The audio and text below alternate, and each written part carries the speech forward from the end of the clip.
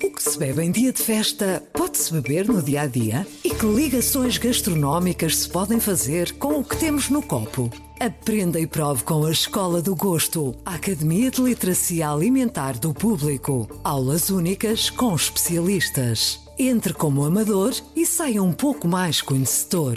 Não perca a próxima aula, a 18 de novembro, no Porto. Os lugares são limitados. Inscreva-se já em público.pt. 1, 2, 3. Este é o Poder Público, a semana em debate pela secção de Política do Público. Sónia Sapage.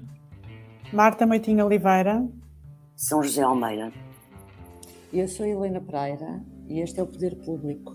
Estamos a gravar à hora do almoço de quinta-feira, dia 9 de setembro. E esta semana com muitos temas variados em cima da mesa. Sónia, eu vou começar por ti e vou começar também pelo PSD, pelo tema PSD e por uma entrevista que o eurodeputado Paulo Rangel deu, em que assumiu ser homossexual e em que não excluiu vir a ser candidato à liderança do PSD. O que eu te perguntava é, como é que viste essa entrevista e se achas que terá sido por isso, devido a ambições políticas, que Paulo Rangel aceitou falar agora da sua vida pessoal? Assim como tu descreveste a entrevista como sendo uma entrevista em que Paulo Rangel assumiu a sua homossexualidade e não pôs de parte a hipótese de ser candidato à liderança, assim como ligaste as duas coisas, eu também as ligo. Eu também acho que não haveria necessidade desta entrevista, não haveria timing nenhum para esta entrevista se não houvesse uma ambição política.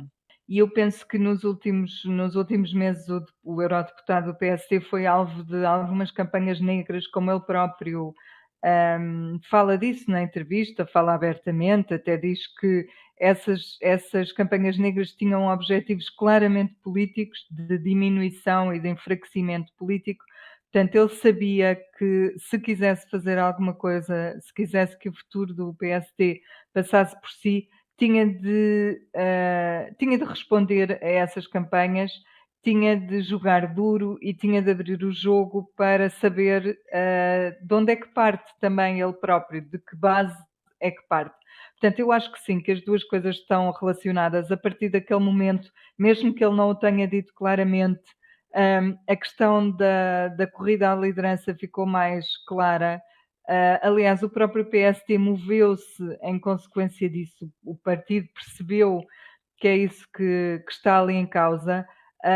Moveu-se como hoje escrevemos, não é? Que há algum mal-estar no incómodo. PSD, incómodo, é isso? É isso. O próprio PSD percebeu que esta é uma questão, e é uma questão que, claro, que antes de eleições pode servir um pouco para também enfraquecer o seu líder, não é? E por isso eu acho que Rangel também não põe os pontos nos is, não o diz assim tão claramente que é candidato, e deixa a porta aberta para alguma coisa acontecer depois das autárquicas, que é quando nós percebemos ou entendemos que a questão se vai colocar.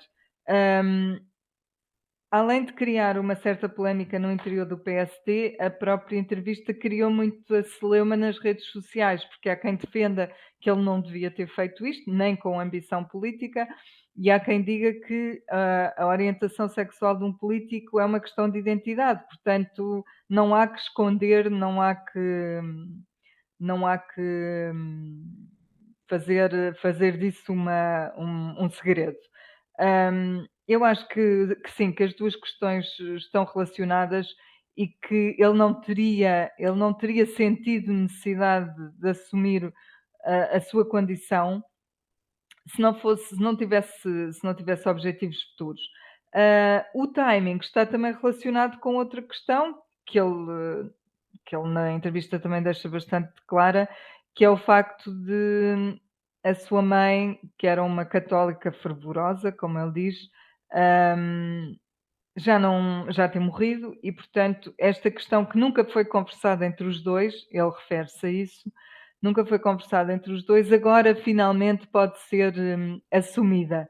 Portanto, ele pode dizer, o meu timing tem a ver com a morte da minha mãe, só a partir desse momento é que eu me senti livre para falar sobre isto publicamente, porque ele diz que é uma mágoa dele nunca ter falado do assunto com a mãe. mas eu acho que as duas coisas estão indissociáveis, sim. E Uhum. acho que o tempo nos dará essa razão. Sim, haverá congresso extraordinário, o congresso ordinário, aliás, do Na PSD, realidade, isto também em não janeiro, quer, não é?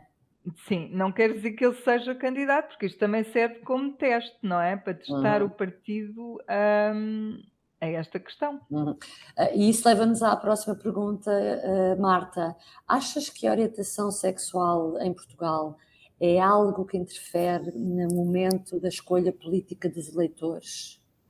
Ou seja, a orientação sexual dos candidatos, dos políticos, interfere com a escolha do eleitor?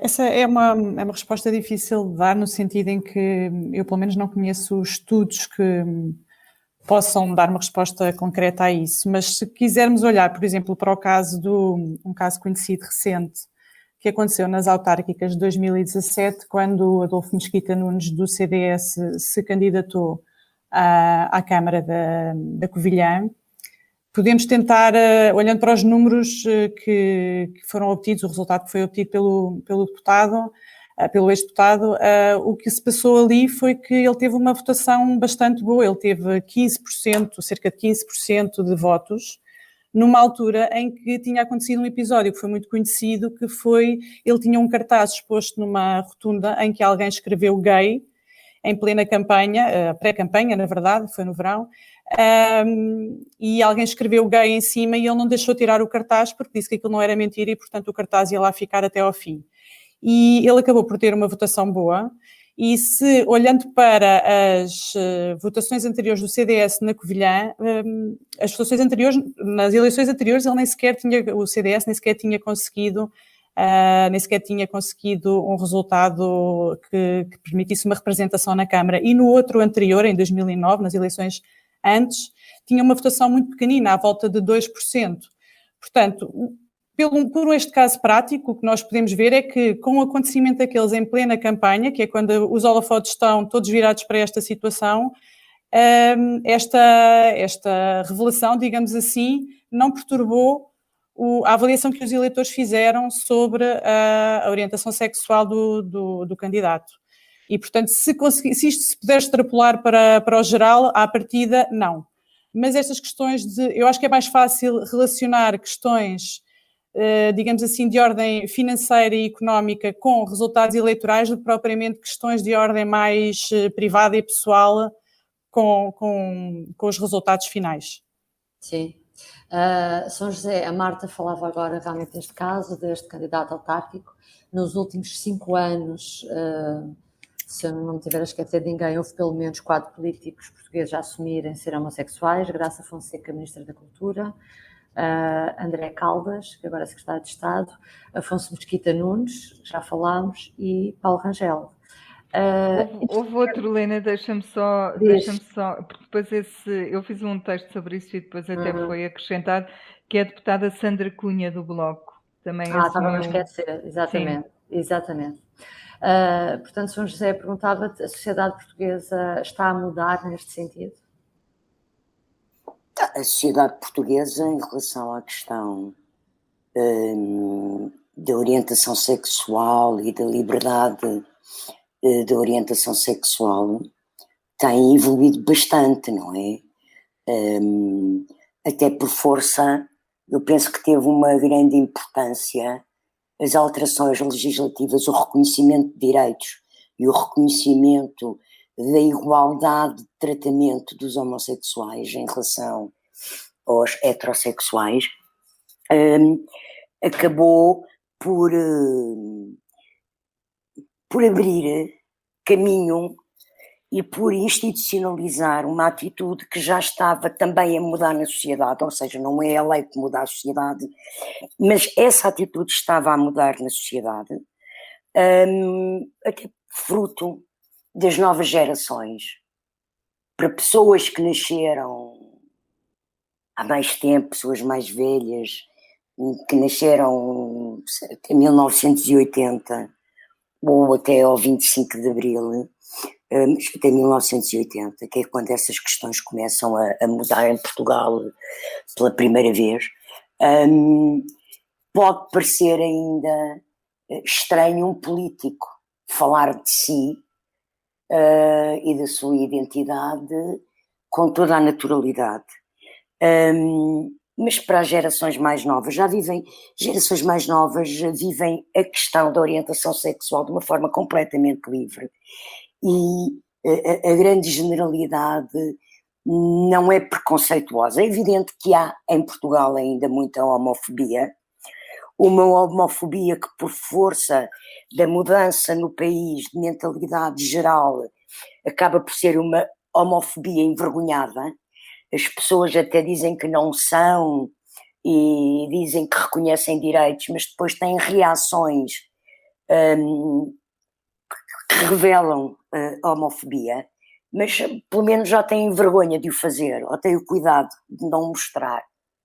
E o que aconteceu com estes políticos é que são pessoas que vivem a sua vida de forma normal, quer dizer, sei lá, qualquer um deles, dos nomes que falaste, incluindo Rangel, quando assumem tornar público ou publicitar, afirmando que têm essa orientação sexual, fazem-no de forma não forçada, fazem-no porque vivem bem a sua circunstância e porque não estão disponíveis para ser alvo, por exemplo, do que foi Paulo Rangel, naquele ataque suez que lhe foi feito no jornal Tal e Qual, que foi uma coisa de facto horrível.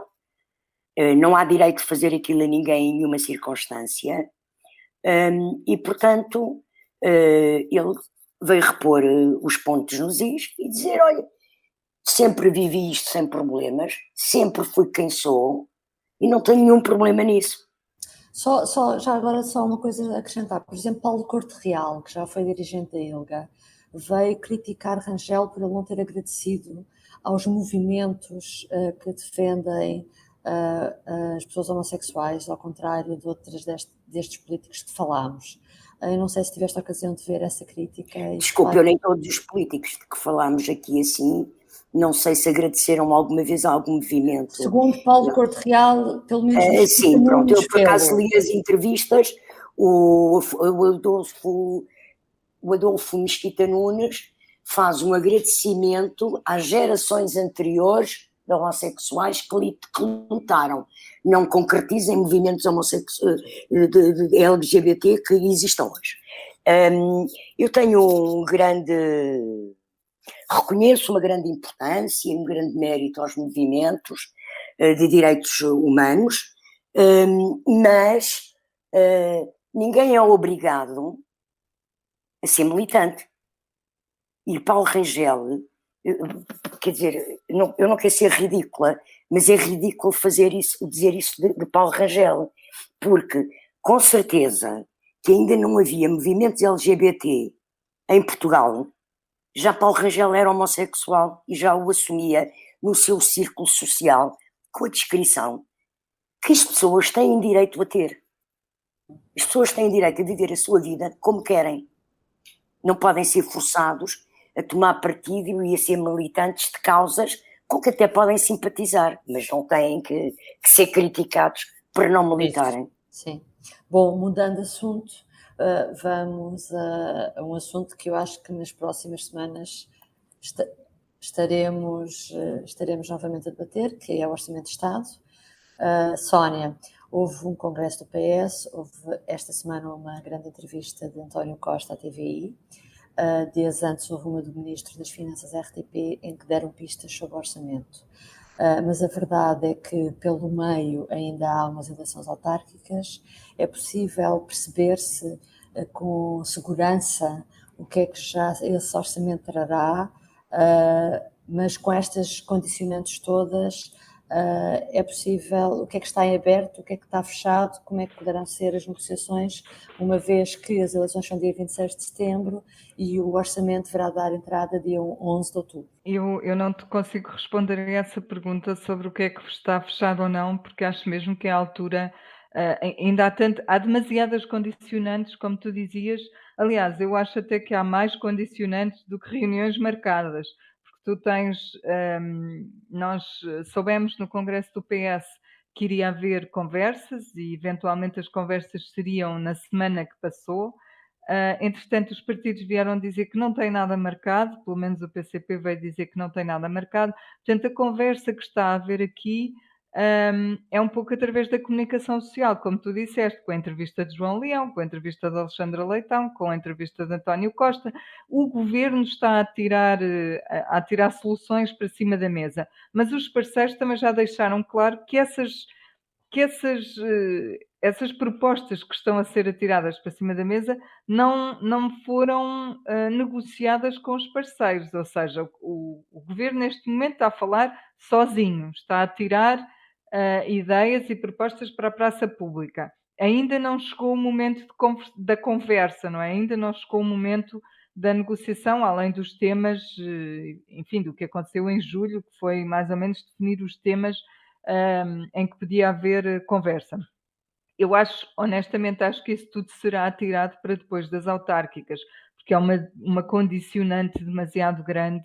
Nós vamos entrar em campanha no dia 14, que é na segunda-feira da próxima semana, e estares a misturar campanha com orçamento é uma coisa que nenhum dos partidos quer. O PCP, aliás, queria que o orçamento, que as eleições fossem marcadas para o mais tarde possível, e propunha a data de 10 de outubro, precisamente para ter a garantia de que já havia uma primeira versão do orçamento e que a partir daí é que começavam as negociações.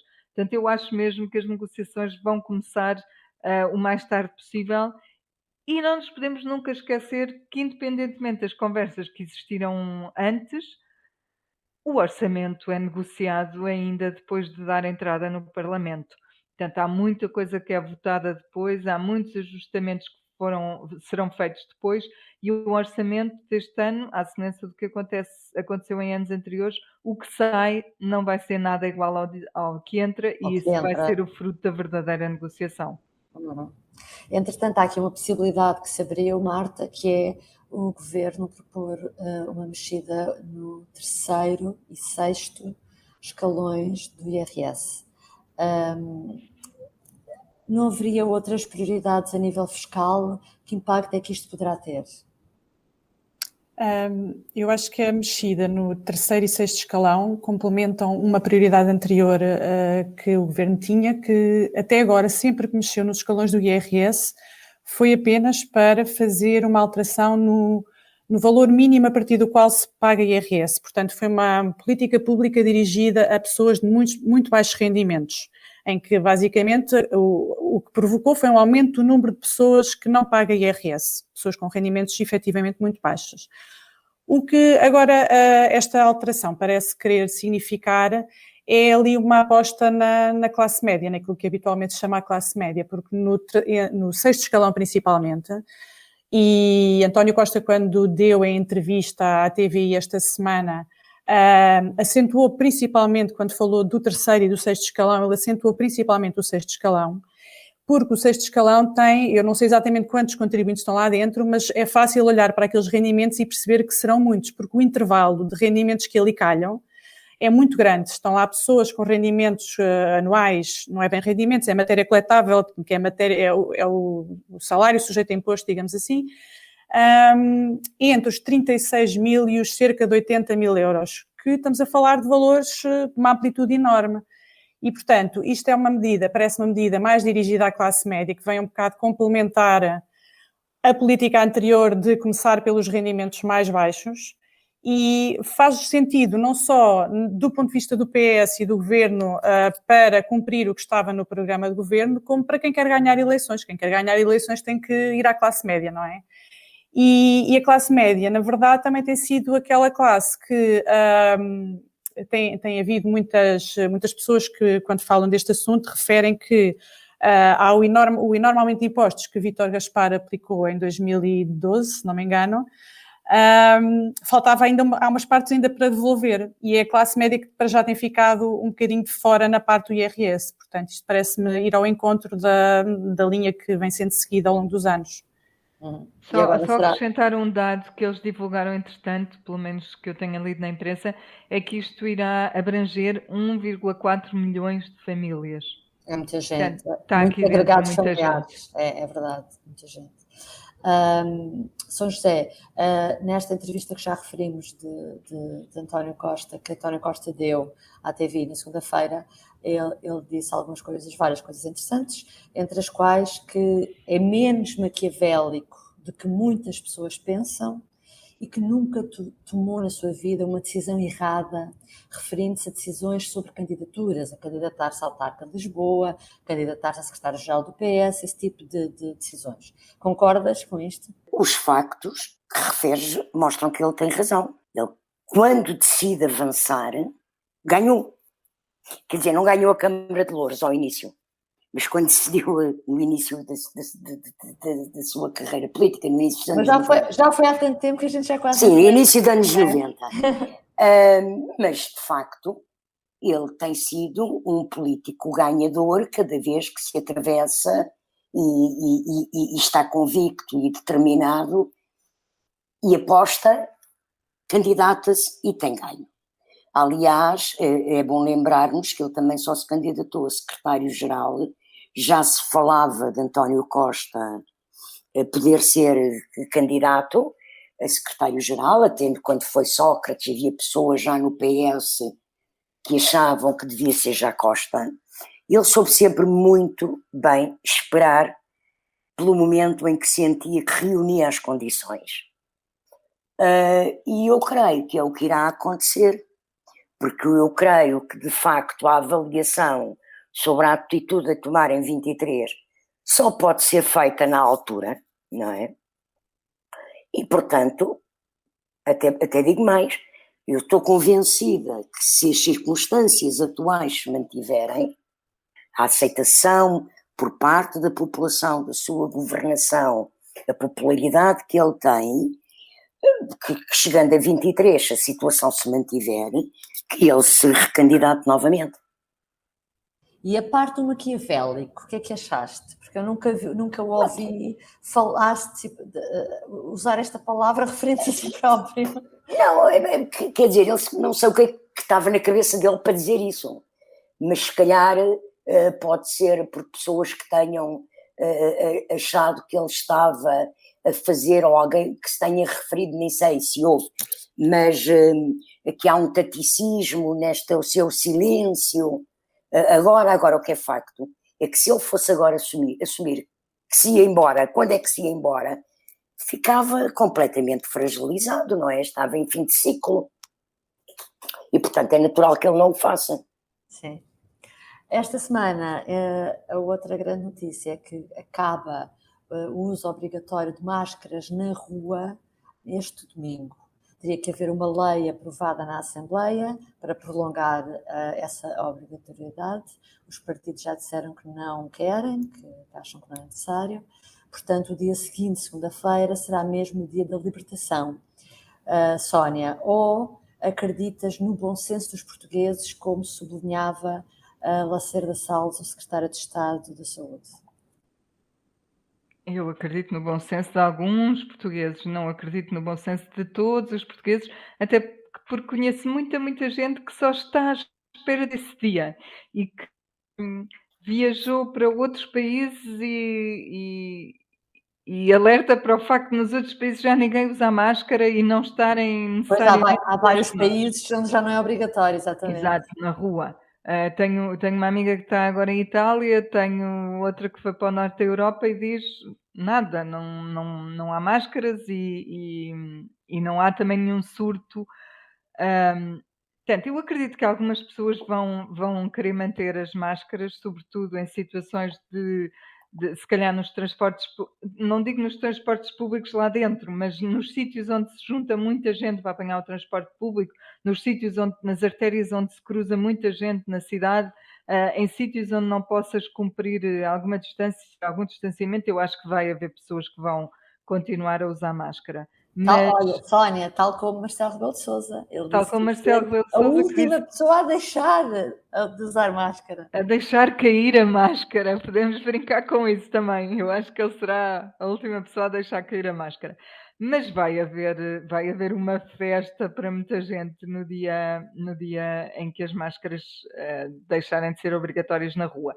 Agora, o que eu acho que é importante clarificar, e já ontem a questão se colocou de facto, é a questão das escolas e dos recreios escolares, porque ontem um diretor perguntava como é que eu vou obrigar um aluno a usar máscara no recreio? O que é que eu faço a um No adolescente recreio. no recreio que me diz: "Não vou usar máscara, ninguém obriga"? Essas questões não deviam ser deixadas para os diretores da escola, não é? Exatamente. Devia estar claro para toda a gente o que é que acontece e, de facto, eu não sei como é que se vai obrigar uma criança a usar máscara na rua, quando a lei do país não obriga a usar máscara na rua. Acho que isso pode criar a questão do ser altamente recomendável pode criar aqui, dúvidas. Sim. Marta, na quarta-feira foram ouvidos na Assembleia vários peritos da DGS, precisamente sobre isto, sobre o facto de acabar a obrigatoriedade a partir de domingo e depois o que é que vai acontecer e se deve haver alguma transição, como é que se deve comunicar isso até às pessoas, ou várias sugestões. Portanto, o que eu te pergunto é, esperas que até domingo a DGS tome alguma posição mais pedagógica, por assim dizer, e qual é que poderia tomar? O que é que poderia fazer, no fundo, não é? Sim. A parte da comunicação tem sido uma parte muito sob escrutínio, digamos assim, desde que nós estamos em pandemia, porque há fase em que se tem notado algumas falhas de comunicação ou a informação aparece de uma forma muito separada e então, de facto, as pessoas acabam por não receber a mensagem. E, de facto, era importante que houvesse uma comunicação muito clara nesse sentido até a abertura das aulas, principalmente, que me parece ser o evento seguinte onde nós vamos perceber para que lado é que as coisas vão. Se nas escolas os miúdos vão ter aquela obrigação e vão segui-la ou não. E, de facto, é uma incógnita. Eu acho que a segunda-feira que vem, mais do que o dia da libertação, vai ser o dia da incógnita, porque vai haver pessoas que até podem ter pensado uma coisa e se calhar depois vão fazer uma diferente, porque vão ver à sua volta o grupo e funcionar na lógica do grupo, porque o ser humano funciona muito assim. Umas vezes pensa uma coisa, outras vezes vê como é que o grupo se comporta e, portanto, acaba por ter uma influência. Não sei até que ponto é que uma comunicação da DGS poderia ter, de facto, um impacto importante, porque, por exemplo, a DGS tem resistido a fazer comunicações atempadas, tem resistido a fazer comunicações específicas para grupos. Sei lá, eu tenho filhas pequenas e, portanto, elas veem, por exemplo, o TikTok, é uma rede social. Eu imagino que se aparecesse uma das pessoas que eles seguem no TikTok a falar sobre o assunto, eles prestassem muito mais atenção do que se a DGS decidir a fixar uns cartazes ou passar uma mensagem nas televisões, porque não é dirigida àquele público-alvo. E pronto, e depois as pessoas decidiriam o que fizessem, mas de facto aqui a clareza na mensagem, a rapidez costuma ser o melhor. É essencial. Por último, São José, os grupos mais vulneráveis, estou a falar daqueles que já sabe que foram aconselhados a tomar uma terceira dose da vacina anti-Covid, são pessoas com cancro em tratamento, são pessoas imunodeprimidas. Sobre esses grupos mais vulneráveis, têm razões para ficarem agora mais preocupados a partir de segunda-feira? Eu não acredito que essas pessoas têm razões para ficar mais preocupados, porque penso que continuarão a usar a máscara na rua e a não envolver-se em situações em que está muita gente sem máscara. Agora, eu acho que todos temos razões também para ficar preocupados, na mesma medida que essas pessoas, porque o chamado Dia da Libertação não é um dia da libertação de coisa nenhuma, não é? Porque a necessidade dos 85% ou mais de vacinados é que será então o momento para avaliar se de facto está a ser criada a imunidade de grupo. Agora, eu penso que pessoas que têm, mesmo vacinadas, que têm fatores de risco, e não é só esses casos mais graves, por exemplo, eu sou diabética, tenciono continuar a usar máscara, porque é uma questão de defesa e de proteção minha, e espero que haja o bom senso em Portugal e nos portugueses de as pessoas continuarem a perceber a necessidade de usar máscara em muitas situações no exterior, pelo menos este inverno. E eu creio que no que foi dito das campanhas de informação, eu penso que está a ser criada uma confusão. Eu ouço isso, eu vejo isso por pessoas que conheço. Comentários que ouço. Há quem ache já, há muita gente que está a pensar que o que vai acontecer segunda-feira é que já não é preciso usar máscara, ponto final, parágrafo. Em lado nenhum. Em lado nenhum. Olha, no interior, Pois. em espaços fechados, a máscara continua a ser obrigatória. E obrigatória sempre. Não é? E, portanto, eu penso, e voltamos ao mesmo, eu já disse isto várias vezes, as campanhas que têm que ser feitas, é como dizia a Marta, têm que ser dirigidas a públicos específicos. É evidente que para gerações mais velhas as campanhas na televisão são muito importantes e elas quase não existiram muito pouco. Mesmo no pior momento da pandemia havia uns anúncios, mas com muito pouca existência. Por exemplo, sobre a máscara, nunca houve campanhas de televisão. Houve uma que era mais ou menos das contaminações, mas nem sequer envolvia diretamente a máscara, ou explicava a necessidade da máscara. Agora, o que eu penso é que era bom que desta vez fossem feitas campanhas específicas, quer através das redes sociais, quer através da televisão, das rádios, para atingir os vários tipos de população que privilegiam certos meios de informação, não é? Sim. Toda a gente sabe que os miúdos hoje quase não veem televisão, não é? Uhum. Pronto. Ou se veem mesmo conteúdos televisivos, veem-no através da net nos computadores. Selecionam e veem. Pronto. E, portanto, acho que é uma fase que vai ser uma fase sensível, porque há o risco das pessoas começarem a descontrolar em absoluto o uso da máscara. Que já se nota. Eu tenho notado mesmo em espaços fechados a tendência para as pessoas tirarem a máscara. Pois, vamos ver o que é que vai acontecer. Bom, nesta reta final, vamos então ao nosso tradicional público notório.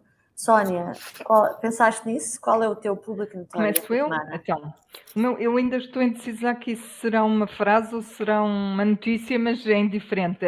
O assunto é todo o mesmo. A notícia foi dada por Miguel Sousa Tavares em entrevista à revista Visão.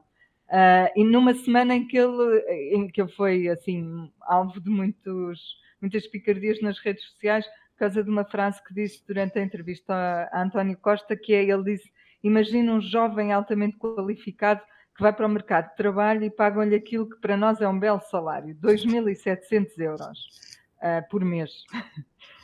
Isto nas redes sociais fez as delícias dos internautas. O primeiro-ministro ainda responde: não pagam, infelizmente não pagam, e ele insiste: mas vamos fingir que pagam.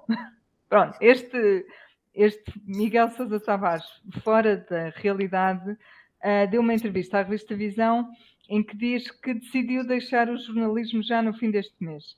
E diz ele: nunca mais faço uma entrevista na vida.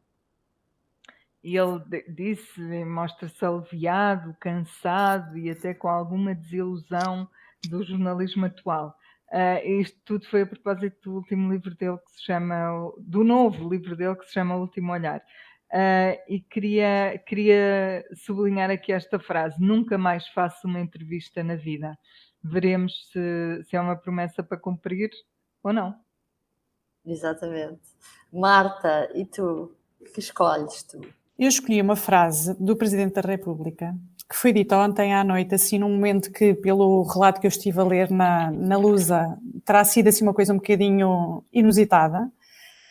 Parece que ele encontrou a Presidente Executiva da TAP e acabou por lhe mandar uma mensagem sobre que é preciso pôr aquelas contas em ordem porque os portugueses já têm muito dinheiro investido na TAP. A frase, o on dele é: os portugueses têm muito dinheiro investido na TAP. Isto é verdade, ultimamente tem havido, desde a pandemia, que os orçamentos de Estado têm começado a fazer transferências para a TAP, e, portanto, e para o próximo Orçamento de Estado estão previstos mais 900 milhões de euros que já foram confirmados pelo Ministro das Finanças, mas que também disse que era o último. E, portanto, vem agora aí um plano de reestruturação para pôr isto a andar e nós sermos ressarcidos deste investimento que fizemos. O que tem piada aqui é isto ter surgido num momento inusitado, ou seja, o Presidente encontrou a Presidente Executiva da TAP em Cascais e aproveitou e deu-lhe este recado. E é esta tentação enorme que Marcelo Rebelo de Sousa tem para não desperdiçar oportunidades para dizer o que lhe vai na alma e, portanto, é sempre curioso. Foi mais e engraçado. Foi só mais uma, sim. Exatamente. São José, e tu? Olha, eu selecionei um acontecimento e uma notícia que é recente, já no site do Público, que já está viabilizada no Parlamento a petição do luto parental, não é? Dos pais terem mais dias de luto, para além dos 5 dias que temos sempre quando morre um familiar. No caso dos pais, quando morrem filhos, terem mais dias. E a petição reúne 53 mil assinaturas, já mais de 53 mil, mas de facto hoje de manhã já se soube que o PS, o BE, o PCP e o PAN vão aprovar, portanto vão legislar no sentido de satisfazer aquilo que é pedido na petição, que é que haja mais dias de luto. Ainda não sabemos como é que vai ficar essa lei, mas acho que é um momento importante, porque é uma questão muito sensível. É uma grande injustiça a situação atual, porque de facto perder uma mãe ou um pai ou perder um filho é completamente diferente. Imagina, não tenho filhos, mas pronto, já vi situações dessas e vivi de perto situações dessas e sei que são coisas completamente diferentes, e portanto é bom os partidos, pelo menos a esquerda, eu creio que o PSD e o CDS ainda irão com certeza juntar-se a isto também, e irão anunciá-lo, mas é bom que o Parlamento tenha sido tão célere a responder a uma petição e a aceitar fazer justiça por petição popular. Sim, porque aliás foi um recorde em tão pouco tempo, 50 mil Sim, assinaturas, sim. eu não me recordo, uma coisa assim. Sim. Bom, a minha escolha para o Público Notório já vem do final da semana passada, mas como aconteceu depois de termos gravado o último Poder Público, eu ainda fui recuperá-la. E também tem a ver com o Marcelo, mas tem a ver ainda com a homenagem a Pinto Balsemão. Pinto Balsemão, no livro de memórias que fez, faz algumas críticas a Marcelo, e na cerimónia em que foi homenageado em São Bento, ao final da tarde de quinta-feira, Marcelo passou por lá, deu-lhe um abraço, não esteve presente durante o momento dos discursos, mas fez questão, apesar de ser muito visado de forma negativa no livro, foi lá dar um abraço. E no fim, jornalistas perguntaram a Pinto Balsemão o que é que ele tinha achado disso e da atitude de Marcelo e o que é que conversaram nesse momento. E Balsemão teve imensa piada porque disse: olha, recordámos uma vez quando eu era primeiro-ministro e estava aqui com a minha mulher e o Marcelo veio cá passar no Palácio de São Bento, a residência oficial do primeiro-ministro, a consoada, porque ele estava sozinho nessa noite, e como estava sozinho, convidámo-lo. E os jornalistas perguntaram: então isso no próximo ano, isso acontecer, é capaz de voltar a convidar o Marcelo de novo? E ele diz que sim, se ele estiver sozinho, claro que sim. Ou seja, Balsemão, que aproveitou no livro para comparar o Marcelo à lenda da rã e do escorpião, dizendo que neste caso o escorpião é Marcelo, aproveitou de uma maneira elegante por fazer ali uma vingançazinha e retratar Marcelo como um homem profundamente solitário, e solitário talvez insinuando que é por algumas pequenas traições que Marcelo vai cometendo ao longo da sua vida. Era o meu Público Notório e com isto fechamos e voltamos para a semana. E certo. Obrigada por nos ouvir e fazer companhia. Até para a semana. Até para a semana. O Público fica no ouvido. O que se bebe em dia de festa pode pode-se beber no dia-a-dia e que ligações gastronómicas se podem fazer com o que temos no copo. Aprenda e prove com a Escola do Gosto, a Academia de Literacia Alimentar do Público. Aulas únicas com especialistas. Entre como amador e saia um pouco mais conhecedor. Não perca a próxima aula, a 18 de novembro, no Porto. Os lugares são limitados. Inscreva-se já em público.pt.